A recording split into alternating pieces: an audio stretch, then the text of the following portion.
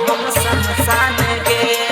अखन अपने सब सुन रहल छी उजाला म्यूजिक के शानदार प्रस्तुति। हमरा से प्यार के ले दूसरा से शादी, जिंदगी में अब के तू के ले बर्बादी। हमरा से प्यार के ले दूसरा से शादी, कोना के जीबहु तोरा बिन जान गे, कोना के जीबहु तोरा बिन जान गे। तोरा शादी दिन जेबो हम शमशान गे, तोरा शादी दिन जेबो हम शमशान गे। हमरा से प्यार के ले दूसरा से शादी, जिंदगी में अब के तू के ले बर्बादी। कोना क जीबहु तोरा बिन जान गे, कोना क जीबहु तोरा बिन जान गे। तोरा शादी दिन जेबो हम शमशान गे, तोरा शादी दिन जेबो हम शमशान गे। तोरा शादी दिन जेबो हम शमशान गे, तोरा शादी दिन जेबो हम शमशान गे।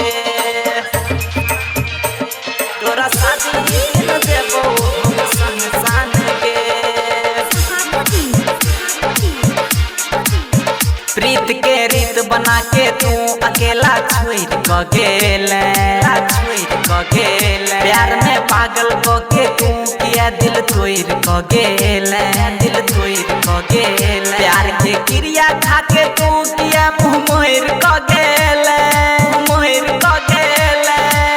जाई छत जो रानी भूल न जाई है, ओढ़नी के कफन ले छोड़ के जाई है। जाई छत जो रानी भूल न जाई है, होइत भोर लगत ही पूरा सुनसान गे, होइत भोर लगत ही पूरा सुनसान गे। तोरा शादी दिन जेबो हम शमशान गे, तोरा शादी दिन जेबो हम शमशान गे। तोरा शादी दिन जेबो हम शमशान गे,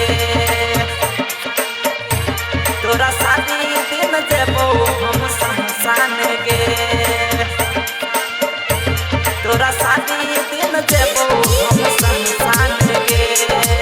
अखन अपने सब सुन रहल छी उजाला म्यूजिक के शानदार प्रस्तुति। तोरा छोड़ै के छेलो तो किया गे प्यार तू के हेले, प्यार तू के हेले। भेलै कोन गलती जे गोरिया ए दिल के तू सजा देले, तू सजा देले। मन में सोचल सपना के किया बर्बाद तू केले, बर्बाद तू केले। कोना क कटबही तोरा बिना दिन गे, शहर के दिल नहीं लागे तोरा बिन गे।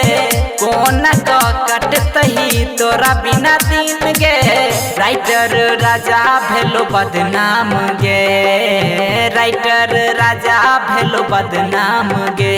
तोरा शादी दिन जेबो हम शमशान गे, तोरा शादी दिन जेबो हम शमशान गे।